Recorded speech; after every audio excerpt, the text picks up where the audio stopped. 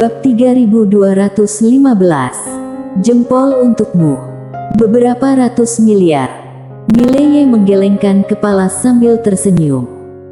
Tidak dapat dipungkiri, jika dia menjual menara kecilnya, bukan hanya beberapa ratus miliar, mungkin beberapa triliun juga akan ada yang mau.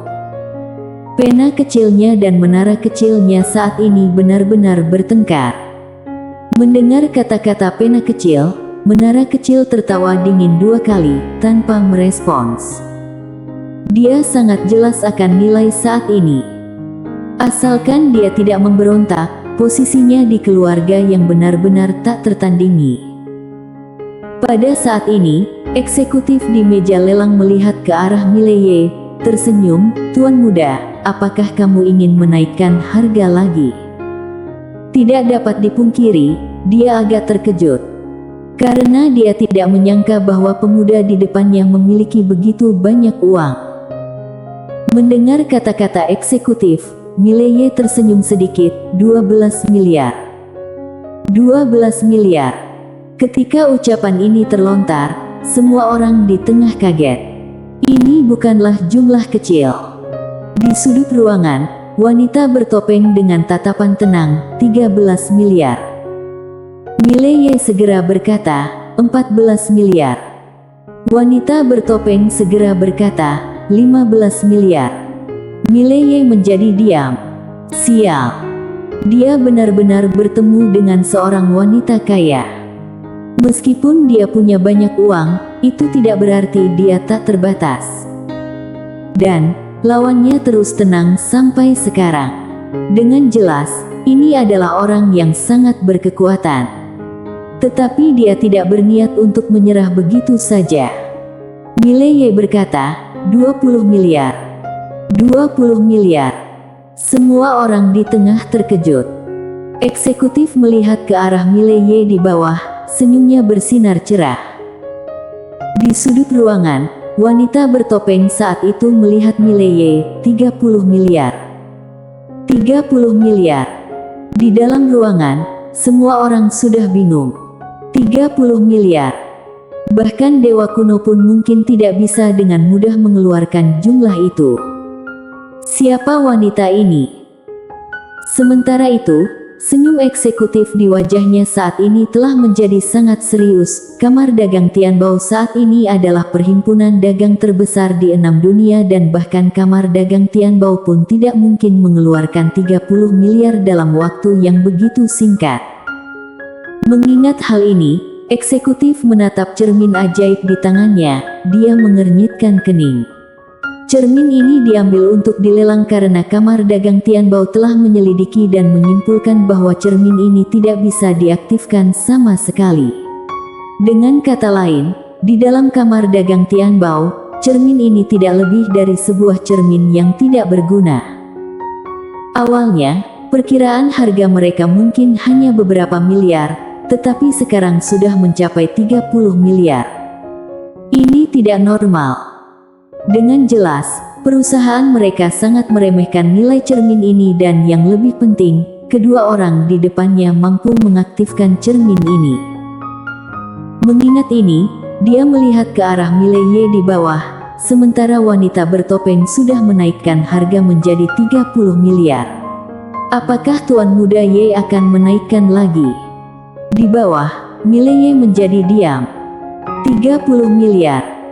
Dia juga tidak berpikir bahwa lawannya akan langsung menaikkan harga menjadi 30 miliar. Total kekayaannya sekarang juga hanya sedikit lebih dari 30 miliar. Dengan jelas, dia tidak bisa bersaing lagi. Mileye berbalik untuk melihat wanita bertopeng di sudut jauh, dan berkata, "Aku memberikan wajah ini kepada gadis ini. Cermin ini milikmu." Ekspresi semua orang membeku. "Kamu, anak muda, tidak punya uang." "Ya, tidak punya uang. Mengapa bicara tentang memberikan wajah?" Mendengar kata-kata Mileye, wanita bertopeng tidak dapat menahan diri untuk sekali lagi melirik Mileye dan alisnya sedikit berkerut. Di atas meja lelang, eksekutif melihat Mileye sebentar, lalu tersenyum, Tuan Muda Ye mundur, ada yang lain yang ingin menawar. Di dalam ruangan, semua orang terdiam. Eksekutif melihat sekeliling sejenak, lalu melihat wanita bertopeng. Aku umumkan, cermin ini milik gadis ini. Setelah berkata, dia sendiri mengambil cermin itu dan berjalan perlahan ke depan wanita bertopeng. Wanita bertopeng membuka telapak tangannya dan sekeping cincin penyimpanan berwarna hitam melayang perlahan ke arah eksekutif. Eksekutif melihatnya, wajahnya langsung terlihat penuh kegembiraan. Dia menerima cincin penyimpanan itu. Terima kasih, gadis. Wanita bertopeng tidak berkata sepatah kata pun, dia menyimpan cermin dan pergi tanpa berkata apa-apa. Saat dia pergi, dia bahkan melihat Mileye sekilas. Mileye tidak bisa berkata apa-apa. Apa yang dia lakukan pada dirinya sendiri? Pada saat ini, eksekutif tiba-tiba berkata, lelang akan terus berlanjut. Sementara Mileye kehilangan minat dan meninggalkan acara lelang. Di luar istana, Mileye menggelengkan kepala, sayang sekali. Pena kecil dengan suara serius berkata, memang agak lucu.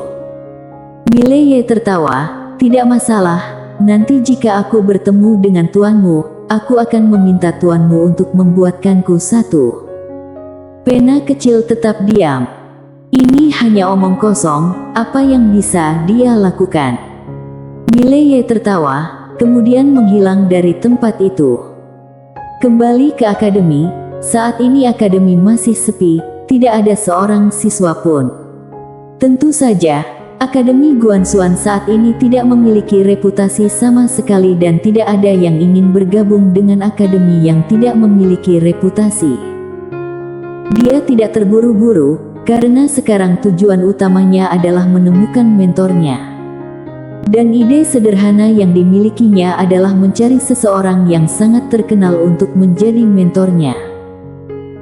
Pada saat itu, seorang pria parubaya tiba-tiba datang dari samping. Mileye berbalik untuk melihat dan orang itu mengenakan jubah dewa, memegang tongkat sihir, berpakaian mirip dengan pendeta tadi. Kuil dewa. Pria parubaya itu berjalan perlahan ke arah Mileye, tersenyum sedikit, Tuan Muda Ye, halo. Mileye tertawa, kamu siapa? Pria parubaya itu tersenyum, aku adalah pendeta baru di kuil dewa. Mileye segera mengangkat tangan, pendeta, selamat datang. Pendeta besar melihat Mileye, Tuan Muda Ye, pendeta sebelumnya telah dibunuh oleh penjahat. Mileye mengangguk perlahan, aku sudah mendengar. Oh, bahkan pendeta besar pun dibunuh, dunia ini benar-benar gelap. Semoga Dewa Sang berkahi aku dan melindungiku. Pendeta besar menatap Mileye, Tuan Muda Ye, apakah kamu seorang pengikut yang tekun? Mileye mengangguk, ya, aku percaya pada Dewa Sang. Pendeta besar tersenyum sedikit, Tuan Muda Ye, menurut informasi yang kupunya, pendeta besar sebelumnya menerima sumbangan uang darimu, benar? Mileye ragu sejenak, lalu berkata, bukan begitu, aku dengan sukarela menyumbangkan uang untuk kuil dewa. Pendeta besar berdiam diri. Mileye menghela nafas pelan, pendeta, apakah kamu berpikir kematian pendeta sebelumnya terkait denganku? Pendeta tersenyum tipis, kami hanya sedang menyelidiki. Sebelum menemukan pembunuhnya, siapapun bisa menjadi tersangka.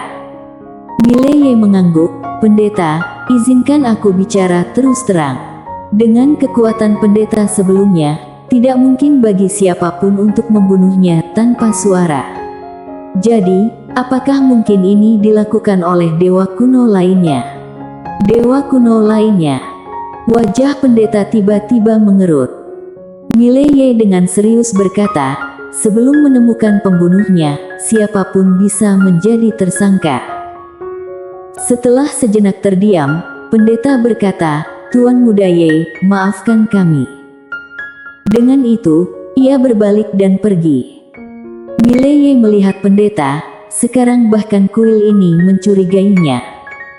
Mileye menggelengkan kepala, hendak pergi, ketika tiba-tiba, seorang wanita bertopeng mendekat. Itu adalah wanita bertopeng yang sebelumnya muncul di pelelangan. Melihat wanita bertopeng di depannya, Mileye terkejut sejenak, lalu tersenyum, "Apakah kamu mencariku?" Wanita bertopeng melihat Mileye, "Mengapa kamu membeli cermin Dao?" Mileye dengan tenang berkata, "Rasa ingin tahu." Wanita bertopeng dengan tenang berkata, "Jadi, karena rasa ingin tahu, kamu bersedia mengeluarkan 2 miliar. Mileye tertawa, "Apa yang ingin kamu bicarakan denganku, wanita?" Wanita bertopeng melihat Mileye, "Kamu adalah anggota sekte Taoisme." Mileye terdiam. Wanita bertopeng dengan tenang berkata, "Dan, kamu memiliki cara untuk mengaktifkan cermin Dao ini, benar?" Mileye menggeleng, "Tidak bisa." Wanita bertopeng mengerutkan kening sedikit. Mileye dengan tenang berkata, "Wanita, ini agak seperti menginterogasi seorang tahanan. Apakah kamu mau mencoba berbicara denganku dengan cara yang berbeda?" Wanita bertopeng terdiam sejenak, lalu berkata, "Apakah kamu anggota sekte Taoisme?" Mileye melihat wanita bertopeng, "Bukan." Wanita bertopeng mengerutkan kening. Mileye tertawa, "Wanita, apakah kamu anggota sekte Taoisme?" Wanita bertopeng dengan tenang berkata, "Iya." Mileye mengerutkan kening, dia menilai wanita bertopeng, tapi bukankah sekte Taoisme sudah dihancurkan? Wanita bertopeng tidak menjawab. Mileye merasa penasaran, "Wanita." Wanita bertopeng tiba-tiba berkata, "Jika kamu anggota sekte Taoisme, maka ikutiku ke suatu tempat. Jika tidak, kita bisa seolah-olah tidak pernah bertemu." Dengan itu, dia langsung berbalik dan pergi. Di tempat itu, Mileye dalam hatinya berkata, "Pena kecil, apakah dia pernah berlatih teknik inti sekte Taoisme?" Penanya kecil terdiam sejenak, berkata, "Tidak tahu." Mileye berkata. Setelah sejenak berdiam, Mileye akhirnya mengikuti, karena nalurinya memberitahu dia bahwa wanita ini pasti berasal dari sekte Taoisme. Mileye mengikuti wanita bertopeng ke puncak gunung tertentu. Mileye melihat sekeliling, hanya ada reruntuhan di sini. Wanita bertopeng berkata, "Tahu di mana ini?" Mileye berkata, "Mungkin bekas sekte Taoisme." Wanita bertopeng mengangguk, "Dulu sekte Taoisme, sekarang hanya menjadi reruntuhan." Mileye terdiam. Dia menyadari bahwa sejak dia mengambil alih sekte Taoisme, mereka yang terlibat dengan sekte tersebut memiliki kehidupan yang luar biasa, sedangkan yang tidak terlibat tampaknya hidup dalam penderitaan.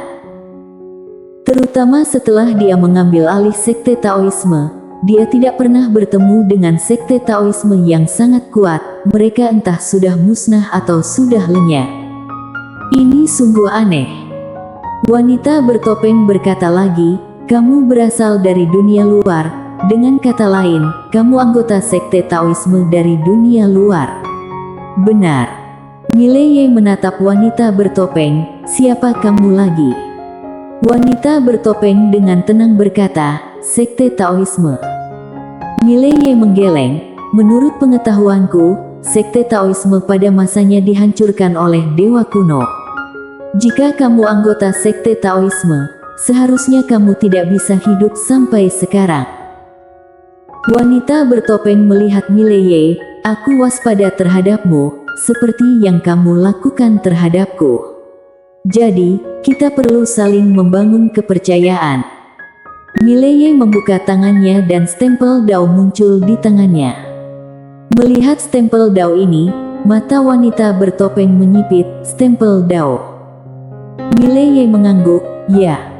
Wanita bertopeng menatap Mileye, "Kamu adalah orang yang dipilih oleh pemilik besar kebenaran agung." Mileye mengangguk sedikit, "Ya." Wanita bertopeng tiba-tiba tersenyum tipis, dia masih belum menyerah. Mileye mengerutkan kening. Pada saat itu, seorang pria parubaya tiba-tiba melangkah keluar dari samping. Melihat kedatangan ini, wajah Mileye tiba-tiba menjadi serius. Ini adalah pendeta itu. Selain itu, ada seorang wanita cantik. Ini adalah eksekutif tinggi dari kamar dagang Tianbao hari itu. Wanita bertopeng menatap Mileye. Tebak siapa aku? Mileye terdiam sejenak. Dewa Sang. Wanita bertopeng menatap Mileye. Tebak benar. Apakah kamu ingin hadiah? Mileye menggeleng dan tersenyum. Apa yang kamu lakukan dengan skenario ini? Tidak perlu, itu hanya kebenaran. Wanita bertopeng berkata, di wilayahku, membunuh orang biasa tidak akan berani melakukannya. Aku perlu tahu identitas dan asalmu. Mileye tertawa, sekarang tahu. Wanita bertopeng mengangguk, aku agak kaget. Tidak pernah terpikirkan bahwa pemilik besar kebenaran agung akan memberikan stempel Dao kepadamu. Sambil berbicara, dia berjalan perlahan ke depan Mileye, tersenyum tipis, terkaan, jika aku membunuhmu, apakah dia akan datang menyelamatkan? Mileye dengan tenang berkata, dia mungkin memberimu pujian. Lalu berteriak, 666. Pemilik besar kebenaran agung. Bersambung.